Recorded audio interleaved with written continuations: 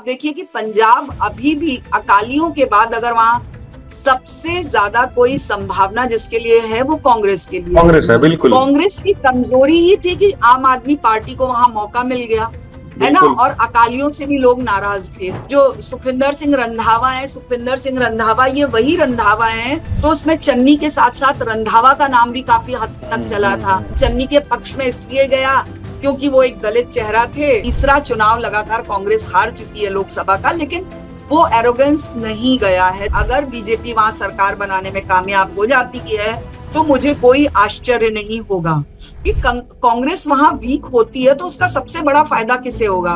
उसका आम आदमी को तो फायदा होगा नहीं। अकाली दल की स्थिति ऐसी है कि वो अपने दम पर सरकार नहीं बना सकती है वहां, बिल्कुल। क्योंकि अगर चन्नी ने अपनी अलग पार्टी बना ली ना तो जितेंद्र ये कोई बहुत ज्यादा चन्नी के लिए फायदा नहीं होगा। नमस्कार, मेरा नाम है जितेंद्र चौहान और आप देख रहे हैं स्टेट मिरर हिंदी। पंजाब में कांग्रेस में घमासान मचा हुआ है। दोनों गुट हैं, चाहे चन्नी गुट की बात कर ली जाए या फिर दूसरे गुट की बात कर ली जाए, दोनों ही आमने सामने हैं और खुलकर एक दूसरे का विरोध कर रहे हैं। चरणजीत सिंह चन्नी चाहते हैं कि उनको पंजाब की कमान सौंपी जाए। हालांकि उनको एक इलेक्शन कमेटी का मेंबर जरूर बनाया गया है, अध्यक्ष बनाया गया, माफ कीजिएगा, लेकिन वो उससे नाखुश हैं। वो चाहते हैं कि पंजाब का प्रदेश अध्यक्ष उनको बनाया जाए, मुख्यमंत्री का चेहरा उनको बनाया जाए, तमाम तरह की बातें हैं जो वो कह रहे हैं, क्योंकि खुद मुख्यमंत्री रह चुके हैं। इसलिए वो चाहते हैं कि कमान उनको दोबारा से दी जाए। लेकिन बड़ा सवाल यह है कि कांग्रेस ने अभी जो कमान सौंपी है वो पूरी तरीके से जो अमरिंदर सिंह राजा हैं, वडिग हैं, उनको नेतृत्व दिया गया है और खुलकर बगावत भी इसमें हो रही है। पंजाब में मचे इस बवाल को लेकर हम बात करेंगे। बहुत खास मेहमान मेरे साथ मौजूद हैं जिन्होंने कांग्रेस को बेहद करीब से कई सालों तक कवर किया है और अंदरूनी हालातों को जानती हैं, कांग्रेस में किस तरीके से कांग्रेस में उथल पुथल होती है और कैसे संभाला जाता है, क्या कुछ फैसले लिए जाते हैं। स्वागत कीजिए मेरे मेहमान का। मंजरी चतुर्वेदी जी हैं जो वरिष्ठ पत्रकार हैं और बहुत लंबे अरसे नमस्कार। तक राष्ट्रीय राजनीति में कांग्रेस को खास तौर से कवर किया है। मंजरी मैम, बहुत स्वागत है आपका स्टेट मिरर हिंदी में। नमस्कार। मंजरी मैम, आप बखूबी जानती हैं कि कांग्रेस के जो हालात हैं, चाहे वो केंद्रीय नेतृत्व की बात कर ली जाए या प्रदेशों की बात कर ली जाए, बहुत ज्यादा जुदा नहीं है। घमासान हर जगह देखने में आता है। पंजाब एक ऐसा राज्य रहा है जहां कांग्रेस ने लंबे समय तक वहां पर राज किया है और सिर्फ दो ही हमने देखा है कि वहां पार्टियां होती थी, अकाली दल होते थे और दूसरा कांग्रेस होती थी। लेकिन अब नई आम आदमी पार्टी है तो वो सत्ता में है। पंजाब के लिए बड़ा स्ट्रांग राज्य उसको माना जाता है हमेशा से ही कि कांग्रेस वहां पे हमेशा मजबूत स्थिति में रही है। भले ही पुराना इतिहास क्या कहता हो, वो फर्क नहीं पड़ता है। लेकिन अभी की अगर बात करूं आपसे मैं, तो पंजाब में जो उम्मीद लगाई जा रही थी कि कांग्रेस दोबारा से मजबूत हो रही है और जो एक एंटी इनकम्बेंसी आम आदमी पार्टी के खिलाफ नजर आ रही है, हालांकि अभी उनको 5 साल भी नहीं हुए हैं, लेकिन उनके खिलाफ काफी एंटी इनकम्बेंसी अभी से उभर कर सामने आई है। पंजाब कांग्रेस में जो उथल पुथल मची है, आप पहले तो उसको बताइए कि वाकई में कांग्रेस अपना जो एक मजबूत ग्राउंड तैयार कर रही थी उसको खो रही है इस पूरे घमासान के चलते हुए।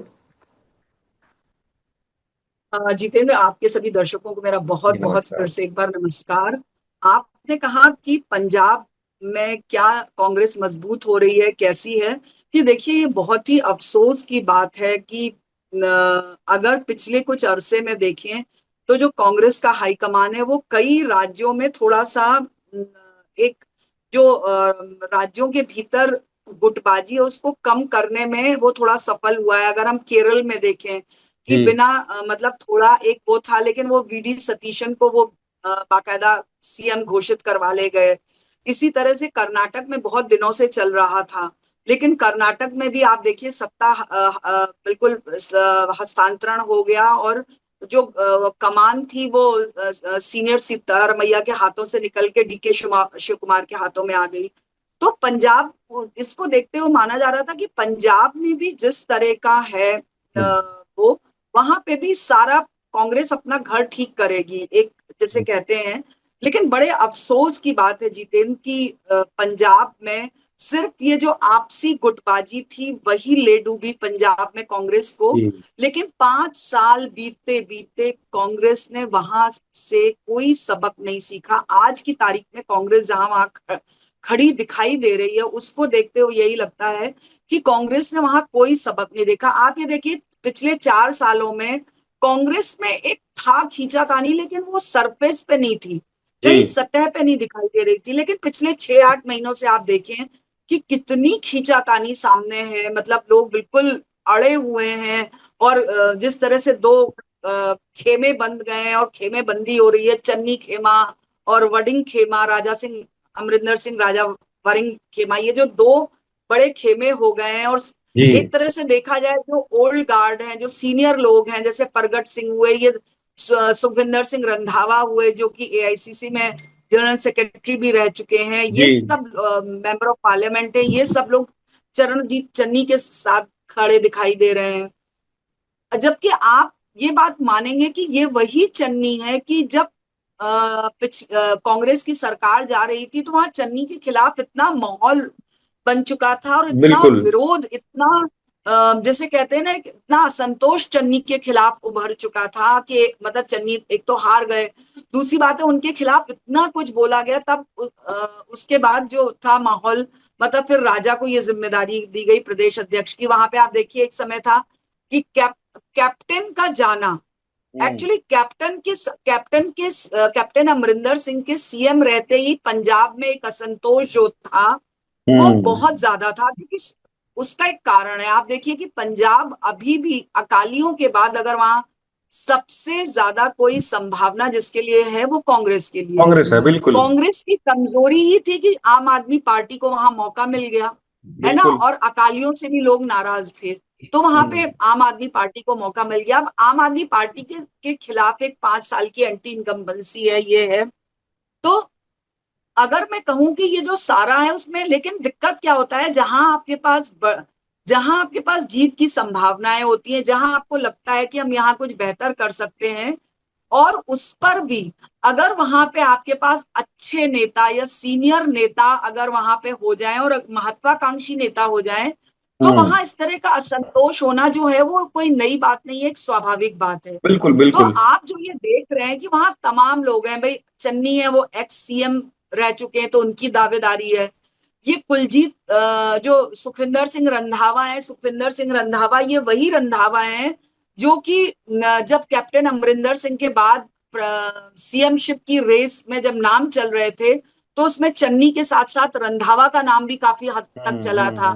कि लेकिन वहां के जो पूरा उस वक्त चन्नी के पक्ष में इसलिए गया क्योंकि वो एक दलित चेहरा थे, तो पार्टी ने सोचा कि दलित चेहरे को हम एक उस पे एक दांव लगाते हैं। तो ये हुआ कि चलो दलित चेहरे पे दांव लगाया जाए। तो और अगर ये दलित चेहरा के चलते ही चन्नी को मिला, वरना सुखविंदर सिंह रंधावा भी वहां पे एक स्ट्रॉन्ग क्योंकि देखिए, इस देश कैंडिडेट में थे। अक्सर देखा गया, चाहे राज्य हो या केंद्र सरकारें हो, सब लोग जातीय आधार पर ही अपने लोगों को चुनते हैं, और पंजाब उससे छूता नहीं रहा है। क्योंकि चन्नी दलित समाज से आते हैं, रंधावा साहब सिख प्रोमिनेंट फेस हैं वहाँ के, बड़े ऊंची जाति से आते हैं, तो कहीं ना कहीं ये सब पार्टियां जट, देखती हाँ, हैं। लेकिन जट समुदाय से जट आते हैं। समुदाय से आते हैं। लेकिन मंजरी मैम, मैं आपसे एक चीज समझना चाहूंगा कि आपने जिक्र किया, कई राज्यों का जिक्र किया, कि चाहे वो कर्नाटक की बात कर ली जाए, महाराष्ट्र की बात कर ली जाए, या अन्य राज्यों की बात कर ली जाए जहां जहां कांग्रेस में गुटबाजी सामने आई। आपने केरल का जिक्र किया।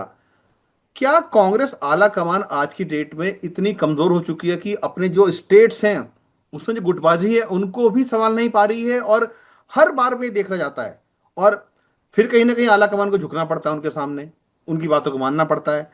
तो क्या कांग्रेस की आला कमान, चाहे उसमें राहुल गांधी हो, प्रियंका वाड्रा हो, सोनिया गांधी हो, या खड़गे साहब हो, या अन्य जो भी नेता हैं, क्या वो अंदरूनी हालातों को स्टेट्स के, अलग अलग स्टेट्स के समझ नहीं पाते हैं, या फिर एक अपनी तरफ से पॉजिटिव पॉलिटिक्स करने का प्रयास करने के चक्कर में वो जो थोड़ी बहुत जमीन उनकी बची हुई रहती है उसको भी गंवाने के चक्कर में लग जाते हैं? आप किस तरह देखती हैं पूरी असेसमेंट को?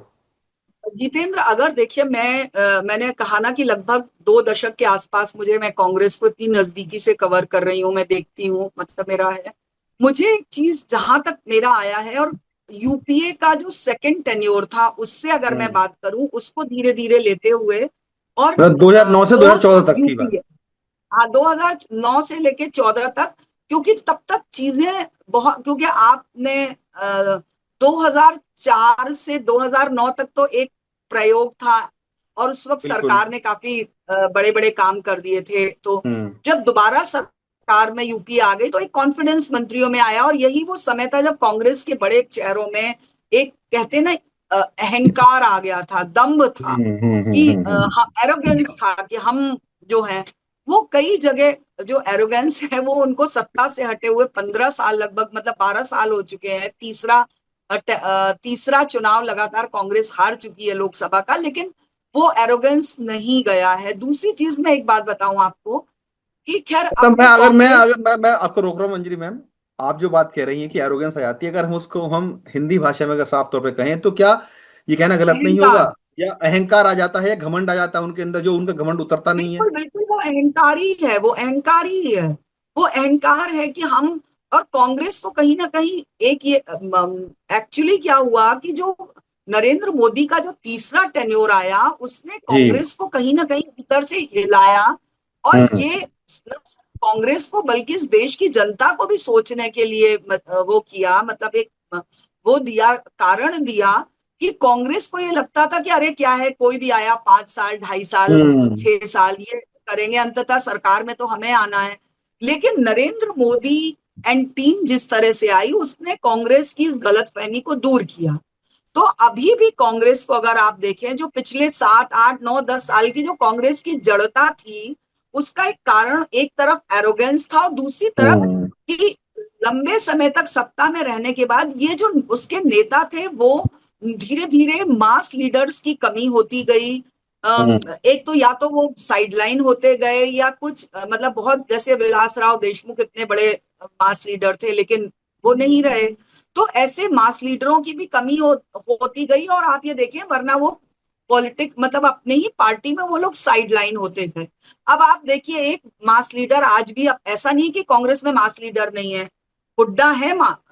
हरियाणा में भूपेंद्र सिंह हुड्डा एक बड़े मास लीडर के तौर पे हैं। जो भी कह लीजिए, दिग्विजय सिंह ने भले ही कहा हो कि मैंने वनवास ले लिया, लेकिन ये वही दिग्विजय सिंह थे कि जब 2014 के बाद उन्होंने वहां पे बाकायदा नर्मदा यात्रा की, जो उन्होंने 10 साल का हम्म। राजनीतिक वनवास का प्रण लिया था। जब उनके 10 साल राजनीतिक वनवास के खत्म हो गए, उसके बाद वो उतरे और उसके बाद उन्होंने कांग्रेस की सरकार वहां बनवाई। बिल्कुल। मतलब उसमें अकेले दिग्विजय सिंह नहीं लेकिन थे, लेकिन लेकिन समस्या यही उनकी आती है ना, कि समस्या यही आती नर्मदा है कि कांग्रेस यात्रा, में। नर्मदा परिक्रमा थी, उसमें दिग्विजय सिंह की परिक्रमा का एक बहुत बड़ा योगदान रहा। बिल्कुल बिल्कुल। और वहां पे हमेशा ये कहा जाता था कि दिग्विजय सिंह और माधवराव सिंधिया के बीच में मतलब आपसी खींचतान के चलते मामा को, मतलब बीजेपी को वहां जीवन दान मिलता गया, मिलता गया, मिलता गया, मिलता गया। लेकिन जब दिग्विजय सिंह ने एक बार ठान लिया, तो आप ये देखिए, आपसी सारा उन्होंने इक्वेशंस बिठाए, अपना थोड़ा वो हुए, कमलनाथ को साथ लिया और सरकार बनाया।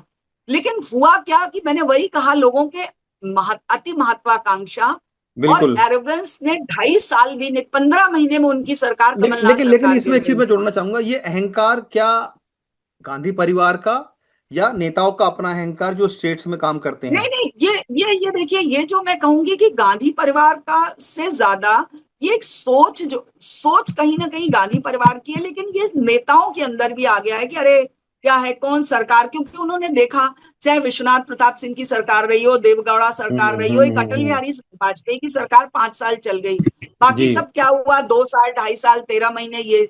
तो उनको लग गया कि केंद्र में अगर सरकार चला सकते हैं या 5 साल, 10 साल का टेन्योर दे सकता है तो वो हम है। हम्म। लेकिन नरेंद्र मोदी के आने के बाद ये जो कांग्रेस का गलत फहमी थी या खुश फहमी थी, वो दूर हुई, पहली बात।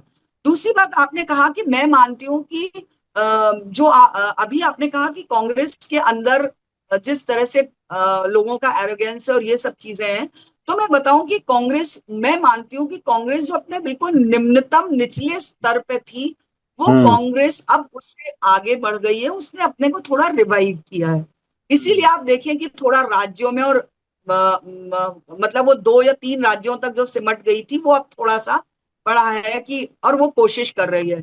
लेकिन मैंने आपसे फिर, अब हम वापस लौट के पंजाब पे आते हैं। पंजाब में दिक्कत क्या है कि वहां लगातार नेता अभी भी रहे हैं, और उन लोगों को लगता है कि वहां कांग्रेस के लिए संभावना है, इसीलिए आपस में वहां ये टकराव हो रहा है। फिर वहां पे ओल्ड वर्सेस न्यू का चल रहा है। अगर आप देखिए कि जिस तरह से वहां पे अमरिंदर सिंह गए, फिर वहां सुनील जाखड़ एक बड़ा चेहरा थे, वो वहां निकल के बीजेपी में चले गए। अब आप देखिए कि अमरिंदर सिंह जो है, अमरिंदर कि एक उम्र भी हो गई है, लेकिन अगर आप देखा जाए तो ये सब लोग बीजेपी में क्या है, ये सब वहां पे एक हाशिए में पड़े हुए हैं। बिल्कुल बिल्कुल बिल्कुल। तो आज अगर वहां पे, लेकिन आज कांग्रेस जिस स्थिति में है, कांग्रेस ये समझ नहीं रही है कि वहां पे ये सबसे बड़ी बात है कि अगर कांग्रेस के अंदर आपसी झगड़ा होता है तो आज वो नंबर प्रमुख विपक्षी दल है, नंबर 2 की पोजीशन पे है। बिल्कुल लेकिन अगर ऐसे ही 3-4 साल लगता रहा, चलता रहा, तो बीजेपी वहां कहीं नंबर 2 प्रमुख विपक्षी दल न बन जाए। और ये मैं 3-4 साल की बात भी नहीं कर रही हूँ, हो अगर सकता है इसी इसी टर्म में चुनाव हो में हो जाए, सकता है इसी टर्म में हो जाए। कि प्रमुख विपक्षी दल हो जाए। और बिल्कुल अगर कांग्रेस के घर में इसी तरह कलह मची रही, तो इस आपसी कलह से या उससे कोई विभीषण या कोई ऐसे निकलते हुए अगर बीजेपी वहां सरकार बनाने में कामयाब हो जाती है तो मुझे कोई आश्चर्य नहीं होगा। तो मुझे लगता है कि ये कांग्रेस को ये चीज समझना चाहिए, टॉप टू बॉटम। ये मैं हाईकमान से लेके नीचे तक की स्थिति में, आप देखें कि कांग्रेस वहां वीक होती है तो उसका सबसे बड़ा फायदा किसे होगा? उसका बिल्कुल आम बीजेपी। आदमी को तो फायदा होगा नहीं। बिल्कुल उसका ना ही अकाली दल को ना कांग्रेस के उसे, क्योंकि दोनों के लगभग वोट, मतलब आम आदमी और कांग्रेस के तो है, लेकिन अकाली और कांग्रेस का अलग अलग थोड़ा सा वो है। तो हम्म। सीधा सीधा फायदा, अगर कांग्रेस कमजोर होती है तो इसका फायदा बीजेपी को है। और बिल्कुल मुझे लगता है कि कोई आश्चर्य की बात नहीं कि कांग्रेस में ये जो असंतोष है, वो असंतोष में कुछ जो हाथ है वो बीजेपी की तरफ से भी शेयर अगर दी जा रही है तो मुझे इसमें कोई हैरानी नहीं होगी। और ये राजनीति है, देखिए सब लोग राजनीति है बिल्कुल। अपने लिए प्रयास करते हैं, सब लोग देखते हैं। तो और है कि वहां पे इस तरह से, लेकिन कांग्रेस को ये समझना वो एक चाहिए क्योंकि कहावत है अभी ना भी अंजलि वहां, मैम, एक वो कहावत है ना कि राजनीति में साम दाम दंड भेद सब अपना लो। तो बीजेपी भी वही अपना रही है बिल्कुल। और शायद ये क्योंकि कहीं उसका पंजाब उसी में का अगर आप, उसी का नजर बिल्कुल उसी का नजर पंजाब में आता है आप, जी कि जी जी बीजेपी जी, कहीं ना कहीं पंजाब में अगर आप देखिए, कांग्रेस की जो सिर फुटबॉल मची हुई है उसका फायदा उठा रही है पूरी तरीके से। बिल्कुल बिल्कुल। क्योंकि अगर आप देखिए पंजाब के अगर राजनीतिक समीकरणों की अगर आप बात करें जितेंद्र, तो वहां देखिए कि आम आदमी पार्टी कोई बहुत ज्यादा कमजोर नहीं हुई है। उसके बिल्कुल। खिलाफ एक एंटी इनकम्बेंसी है, लेकिन ऐसी भी हम्म। एंटी इनकम्बेंसी नहीं है कि वो मतलब जब तक कि कोई एक बड़ा फाइट ना संभाल हो जाए वो, उसको संभाला ना जाए हाँ बिल्कुल। हाँ। दूसरी बात यह है कि अगर आप अकाली दल को देखें तो अकाली दल की स्थिति ऐसी है कि वो अपने दम पर सरकार नहीं बना सकती है वहां पे। बिल्कुल। उसको हम्म। किसी न किसी का साथ चाहिए, अकालियों की स्थिति है। अब कांग्रेस और बीजेपी वहां बची। बीजेपी भी इस बात को अच्छी तरह जानती है कि आज अभी तक की स्थिति में अगर आप देखें तो पंजाब की जो जनता है वो बीजेपी के लिए उस तरीके से खुले दिल के साथ मुझे नहीं लगता कि अभी तरह से नहीं नहीं तैयार खड़ी होगी। है ना। कि अब देखिए, अपने यहाँ 2 बार किसानों के आंदोलन हुए और सबसे ज्यादा जो प्रभावित राज्य था वो किसानों पंजाब को था लेके जो बिल्कुल। आंदोलन हुए उससे ज्यादा पंजाब ही था। तो वो कहीं ना कहीं एक जमीन पर वो एक असंतोष, वो आक्रोश है, हालांकि बीजेपी हम्म। पूरी कोशिश कर रही है। तो वो मुझे लगता है कि कांग्रेस अगर वहां पे, तो कांग्रेस के लिए संभावनाएं हैं, कांग्रेस अगर एकजुट होकर करे। लेकिन आप देखिए आज ही मोहाली में एक मीटिंग होती है जिसमें चन्नी पहुंचते हैं, सीनियर लोग पहुंचते हैं, वहां मीटिंग होती है और उसके बाद तमाम तरह की बयानबाजियां, वहां प्रगट सिंह हुए, तमाम जैसे जो सीनियर लोग हैं ये सब लोग चन्नी के समर्थन में खड़े होकर नजर आते हैं।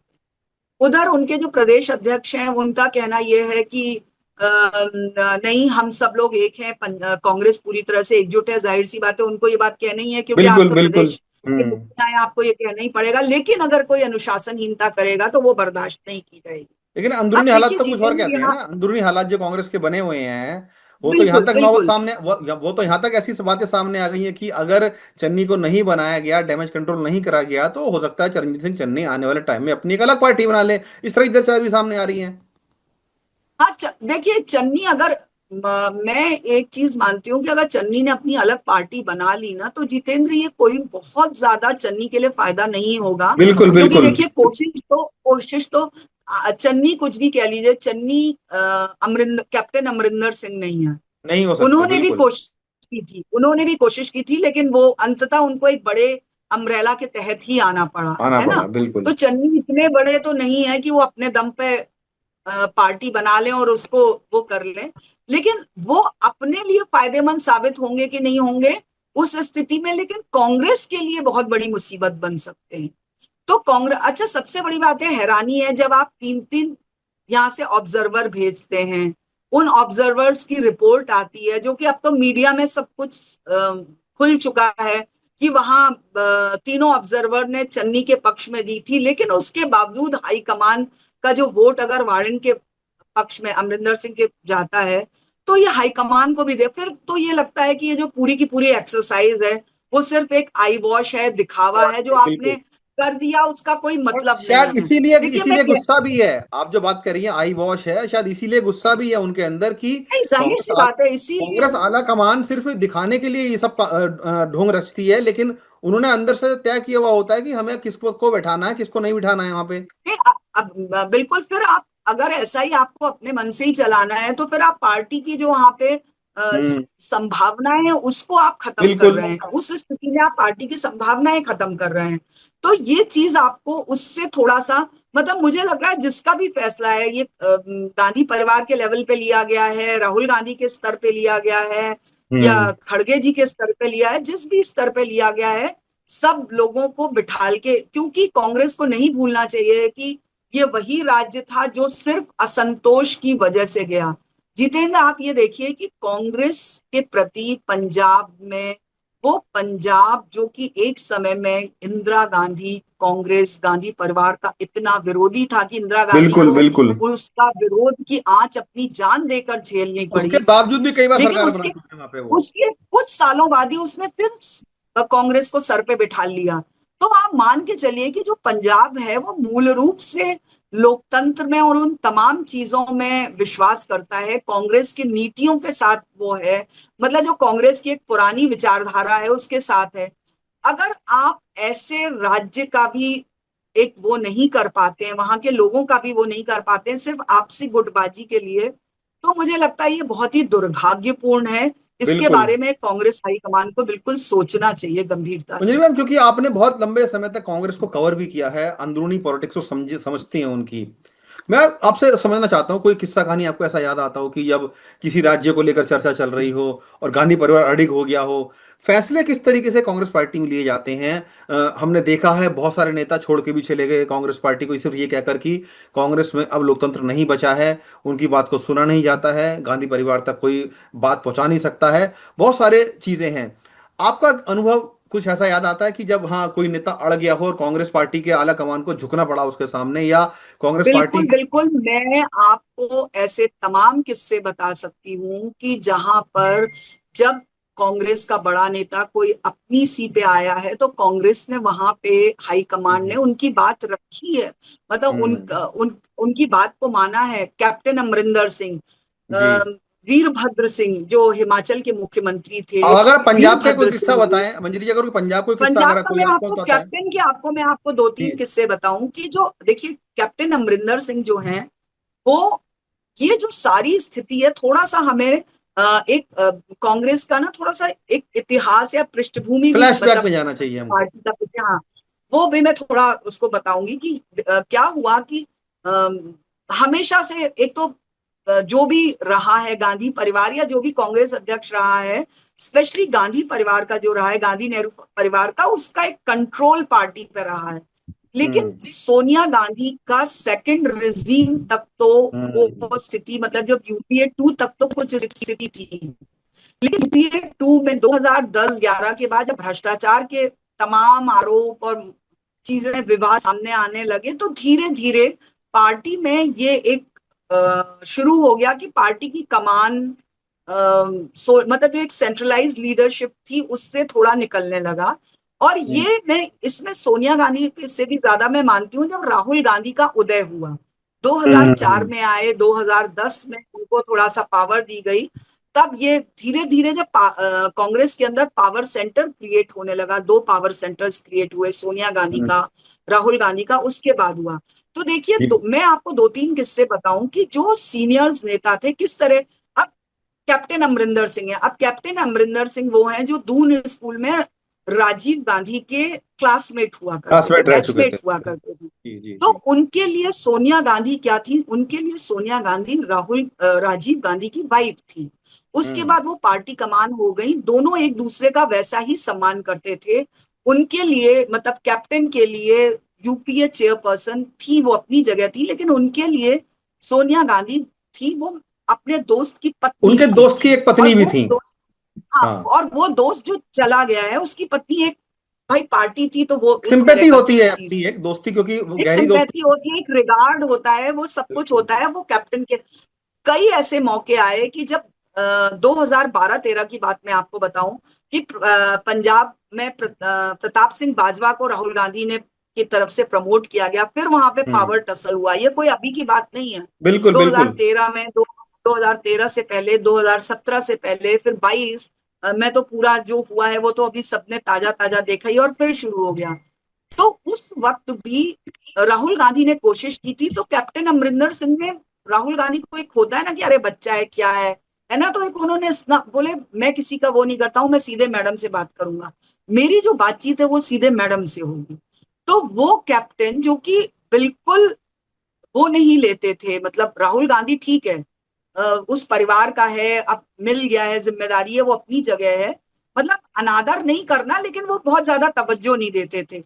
लेकिन वही कैप्टन अमरिंदर सिंह, मैं आपको किस्सा बताऊं, अगर आपको एक फेमस G23 याद होगा, कांग्रेस में जी जी जी जी जी तेईस जी एक जी। 23 असंतुष्ट नेताओं ने एक चिट्ठी बिल्कुल लिखी थी, और बिल्कुल, उस वक्त द्रुपद। जबकि हाँ। सोनिया गांधी अपनी सेहत को लेके बहुत परेशान थी, अस्पताल में थी, तब 23 नेताओं ने जो विरोध किया था, जिसमें एक से एक बड़े नेता थे, उन्होंने जब ये विद्रोह किया, G23 का जो विद्रोह था, उस वक्त जो सबसे पहले नेता गांधी परिवार के बचाव में उतरा था वो कैप्टन अमरिंदर सिंह।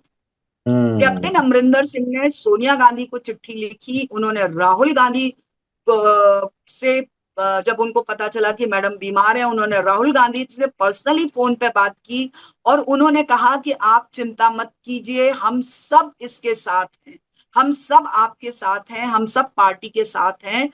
और इतना ही नहीं, कैप्टन ने उस वक्त अलग अलग जो बड़े बड़े नेता थे उन लोगों से पर्सनल लेवल पे बात की, उन लोगों को बताया, उन लोगों को कहा। उसके बाद जो बहुत सारे ऐसे भी नेता थे जो खुल के विद्रोह नहीं कर रहे थे, लेकिन वो एक, जैसे कहते हैं ना कि थोड़ा अलूफ हो गए थे, उन हम्म। सबको कैप्टन ने वो किया। तो मतलब जब कैप्टन अमरिंदर सिंह जैसा एक बड़ा चेहरा, वो तब सीएम थे, वो जब गांधी परिवार के पक्ष में आके और उनके साथ आके खड़ा हो गया, तो धीरे धीरे पार्टी में हलचल हुई। तो ये जो कहा जा रहा था पार्टी टूट जाएगी या पार्टी में एक विद्रोह होगा, ये होगा, वो काफी हद तक उस पर, कंट्रोल हो सॉरी गया माफ था। कीजिएगा, उस वक्त वो हाँ हाँ, मतलब वो तब उस पर काफी हद तक कंट्रोल की हम्म स्थिति बनी थी। तो ये कैप्टन अमरिंदर सिंह थे कि उन्होंने देखा कि वो ठीक है, राहुल गांधी हमारे लिए मेरे दोस्त का बच्चा है, जैसे बचपन से वो अंकल, मतलब ये सब लोग अंकल, आप हम्म उनको क्यों कह रहे हैं? जब राहुल गांधी शुरू में आए थे तो कांग्रेस में एक 2010-11 में एक बहुत ही, उस वक्त फ्रेज बहुत कॉमन होता था, old guard versus new guard, young hmm guards. तो old guard versus young faces, तो उसमें राहुल गांधी की जो टीम थी वो यंग टर्क्स हो गए थे, नए चेहरे हो हम्म। गए थे, और सोनिया गांधी के जो लॉयल थे उनके साथ या उनके साथी लोग थे उनको ओल्ड गार्ड कहा जाता था। मतलब तो ओल्ड काफी वर्सेस उन यंग दोनों की, जनरेशन की एक लड़ाई सी हो गई थी, देखा जाए तो। हाँ, ओल्ड वर्सेस न्यू की ये तमाम चीजें थी। तो उस समय में आप ये देखिए कि सिर्फ कैप्टन ही नहीं, अशोक गहलोत, राजस्थान के जो फॉर्मर सीएम थे, अशोक गहलोत, हम्म। अशोक गहलोत जब मिलने आते थे उनसे, इंदिरा जी से मिलने आते थे, उसके बाद जब राजीव जी से मिलने आते थे, ये बच्चे छोटे छोटे थे, तो बिल्कुल। ये लोग उन्हें अंकल कहते थे। तो वो एक, इन लोगों के लिए वो रिगार्ड था। अब आप देखिए कमलनाथ, कमलनाथ संजय गांधी के साथ के हैं, तो ये हम्म। सब लोग देखा जाए तो एक तरह से राहुल गांधी के ये सब फादर और फादरली फिगर जैसे लोग हैं, वो बिल्कुल सीनियर बिल्कुल लेवल में, बिल्कुल। उस लेवल के स्तर के लोग थे। तो ये तमाम लोग थे। अब आप, मैं आपको एक बहुत ही रोचक बात बताऊं कि 2019 का जो लोकसभा का चुनाव हुआ था, देखिए चीजें कैसे बदलती हैं, और कैसे हम्म वो होता है कि 2019 का के थोड़े पहले की बात होगी, कि ये विपक्षी दल आपस में मिलने जुलने लगे थे और ये कि हमें मिलजुल के कुछ करना है। हालांकि इंडिया गठबंधन जैसी कोई चीज नहीं हुई थी। देखिए मंजरी जी, मैं आपको एक रोक रहा हूँ जो यहाँ पे। हुआ। मेरे मन में एक ख्याल आ रहा है, मैं आपसे शेयर करना चाहता हूँ कि अगर जी। मैं सही हूँ, क्या ये कहना सही नहीं होगा कि राहुल गांधी को उन लोगों ने आगे बढ़ाने में मदद की जो राजीव गांधी, इंदिरा गांधी के बहुत करीबी रहे, लेकिन राहुल गांधी ने उन्हें ही कहीं ना कहीं ठिकाने लगा दिया? अ, ऐसा नहीं है कि ठिकाने लगा दिया कि देखिए लेकिन सपोर्ट भी ये नहीं किया। राहुल गांधी। हाँ नहीं, अब देखिए अशोक अब गहलोत को अमरिंदर भी सिंह को कुछ ले हद तक लीजिए, सपोर्ट अमरिंदर किया। सिंह को ले लीजिए, और जो आप बात बता रही हैं कि एक टाइम पर अमरिंदर सिंह साहब ने पूरी तरीके से पूरी कांग्रेस को एकजुट किया राहुल गांधी के लिए, उनके सपोर्ट में लाने के लिए, लेकिन अंततोगत तो हमने बाद में देखा किस तरीके से अमरिंदर सिंह को ही नहीं, लेकिन साइडलाइन अगर आप करवा दिया देखें गया। तो नहीं नहीं नहीं नहीं नहीं। देखिए अगर 2017 में लंबे समय तक कांग्रेस किसी को अपना सीएम फेस नहीं बनाती है, लेकिन ये कांग्रेस ही थी और राहुल गांधी उस वक्त बहुत एक्टिव, क्योंकि 17 के अंत तक आते आते तो मैं तो वो बन चुके थे मतलब पार्टी के अध्यक्ष बन चुके थे। उस समय में उन्होंने इनको सीएम फेस डिक्लेयर किया, जो कि नहीं करती पार्टी। लेकिन हम्म। पंजाब में कांग्रेस ने अपना सीएम फेस दिया था कैप्टन अमरिंदर को। तो देखिए हम्म। समय के साथ राहुल को भी ये चीज रियलाइज हुई कि ऐसा नहीं है कि जो जितने सीनियर हैं वो सब मेरे विरोधी हैं। लेकिन एक मानव स्वभाव होता है, कल को देखिए आपके सामने भी जो बच्चा हो वो आप बड़ा हो और अचानक हम्म। आपके, तो वो उस एक मानव स्वभाव है कि उसका उसका ऑर्डर लेते हुए, उसका वो लेते हुए कहीं ना कहीं ये एक फेज होता है। धीरे धीरे एक जो नया है वो आता है और जो सीनियर होता है वो धीरे धीरे हम्म। अपने को टोन डाउन करता जाता है। फिर एक ऐसा लेवल आता है जहां दोनों एक दूसरे के अस्तित्व को स्वीकार कर लेते हैं। तो मैं आपको वही एक किस्सा बता रही थी कि अपने शरद पवार जी का किस्सा था कि 2019 के चुनाव से पहले कांग्रेस और वहां पे एनसीपी, ये लोग ये तय हो गया था कि हम लोग साथ में करेंगे। तो ये हुआ कि चुनाव करेंगे तो हम लोग एक आध ज्वाइंट रैली भी होनी चाहिए, है ना। तो हम्म। ये ज्वाइंट रैली होनी थी।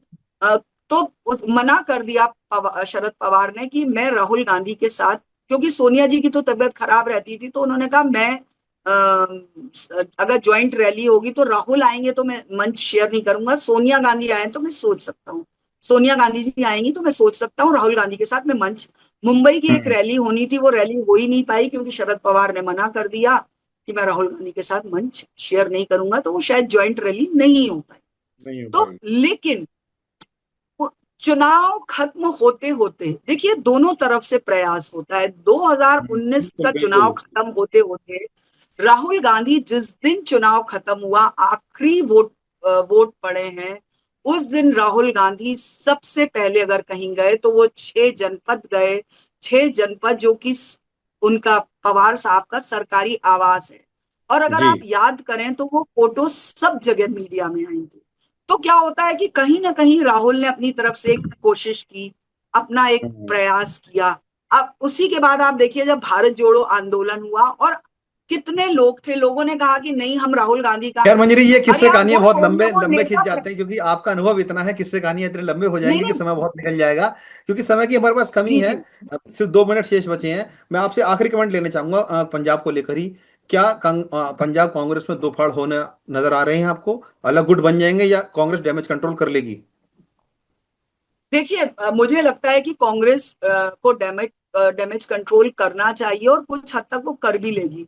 मतलब क्योंकि हम्म। मैं वहां पे लोग नेता भी जानते हैं कि अगर हमने वहां पे मिल के काम नहीं किया तो फायदा हम सत्ता से दूर हो जाएंगे और हम्म। कुछ नहीं होगा। अब ये बात अलग है कि एन मौके पर कोई इतना जाके रूठ जाए कि अचानक वो खेमा ही बदल ले, वो पार्टी ही बदल ले, तो बात अलग है। कि जैसे पिछले चुनावों से पहले कई लोगों ने कांग्रेस छोड़ के वो बीजेपी में चले गए थे, अगर ऐसी कोई बात हो जाए तो कहना अलग है कोई दूसरी पार्टी में। लेकिन मुझे लगता है कि ये स्थिति कांग्रेस को स्थिति तो इसमें कोई दो राय नहीं है कि स्थिति अच्छी नहीं है और कांग्रेस को पूरी कोशिश करनी चाहिए कि अपने हम्म। घर में जो आपसी कलह कलेश है उसको दूर किया जाए, गलतफहमियों को दूर किया जाए और एकजुट कांग्रेस को आगे बढ़ाया जाए। बिल्कुल, और इसी की शायद जरूरत भी है उनको, और प्रयास रहेगा जी। शायद कांग्रेस का भी कि हम एकजुट होकर आगे बढ़ें, नहीं तो कांग्रेस का बेड़ा गर्क होना तय है, जिस तरह की तस्वीरें वहां पर सामने आ रही हैं। उम्मीद करते हैं कि कांग्रेस शायद इस बात को समझेगी और चीजों को कंट्रोल कर लेगी। मंजरी में बहुत बहुत शुक्रिया आपका सारी जानकारी साझा करने के लिए और किस्से बताने के लिए हमको, किस तरीके से कांग्रेस में कई ऐसे किस्से हैं जो अंदरूनी हालातों को उजागर करते हैं। आपने अमरिंदर सिंह का जिक्र किया, और उम्मीद करेंगे कि दर्शकों को ये शायद पसंद आएगा कि जिस तरीके से अंदरूनी चीजें होती हैं कांग्रेस पार्टी में, कैसे उनको संभाला जाता है, कौन किसके अगेंस्ट रहता है, कौन किसके साथ लेकर चलना चाहता है, बहुत सारी चीजें हैं। उम्मीद है आपको कार्यक्रम पसंद आएगा। अपना कमेंट हमें जरूर बताएं, और कैसा लगा आपका प्रोग्राम वो भी हमें जरूर बताएं। मंजरी में बहुत बहुत शुक्रिया आपका हमसे बातचीत करने के लिए। धन्यवाद। शुक्रिया, शुक्रिया।